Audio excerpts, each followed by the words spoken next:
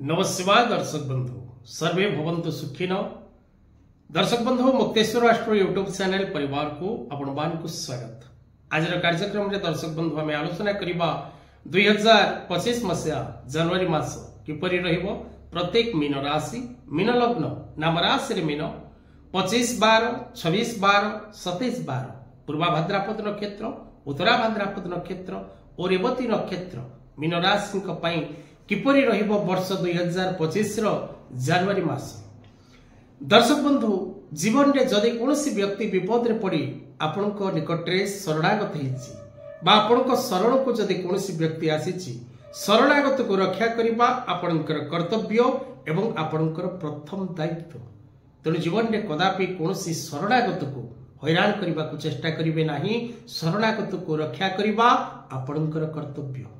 आसंतु 2025 जनवरी मास आपनकर राशि आपनकर नक्षत्र आपनकर लग्न पई किपरि रहइबो, कोन रहिछि भविष्य फल, कोन रहिछि राशि फल, किपरि कटिबो 2025 जनवरी मास मीन राशि पई। दर्शक बंधु पूर्व निर्धारित कार्य रे आपण सफलता प्राप्ति करिवार जोग रहिछि। पूर्व जेकोसी कार्य करिबा पई आपण चिंतन करिसंती बा कोनोसी कार्य करिबा पई आपण जदि प्रयास करिसंती से कार्य रे आपण सफल होबार चांसेस बहुत अधिक रहिछि। एवं विशेष करी चाकरी क्षेत्र रे पदोन्नतिर जोग रहिछि, नूतन पद पदवी प्राप्तिर जोग रहिछि एवं नुआ किछि कर्म लाभ करिवार मध्ये जोग रहिछि। जो मान को पाखरे कर्म नाही सेमाने कर्म पई प्रयास करंतु। निश्चित भाव रे ए समय रे कर्म प्राप्ति करिवार सुयोग आपण लाभ करिवे। विशेषकर शारीरिक असुस्थता दूर होबार जोग रही। स्वास्थ्य आपनकर ठीक रहिबो, मानसिक स्थिति ठीक रहिबो, सामाजिक क्षेत्र रे मान सम्मान वृद्धि पाइबार जोग रही। नूतन दायित्व लाभ करिबार जोग रही। शत्रुमान को दमन करिबार जोग रही एवं विशेषकर विभिन्न दिगरु शुभ संवाद प्राप्ति करिबार जोग रही। भाग्य आपनको प्रायतः ए मास रे अनेक प्रकार सुख एवं सौभाग्य प्रदान करिबो। आपनको राशि चक्र रे जदि शुभ समय चालू थाए तबे निश्चित भाव रे आपण अत्यंत शुभ फल प्राप्ति करिवे, एथिरे कोनसी संदेह नाही।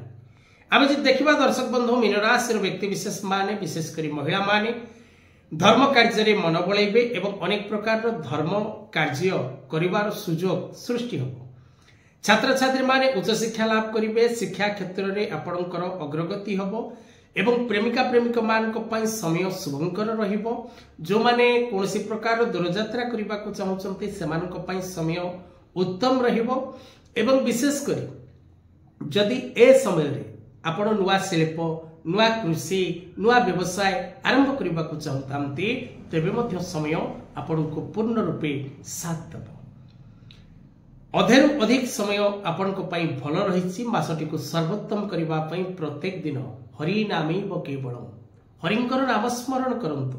निश्चित भाव रे आपण सफल हेबे एवं प्रत्येक क्षेत्र रु सफलता प्राप्ति करिवे। आजिर कथा वस्तु को एठी रखिबा। जय जगन्नाथ।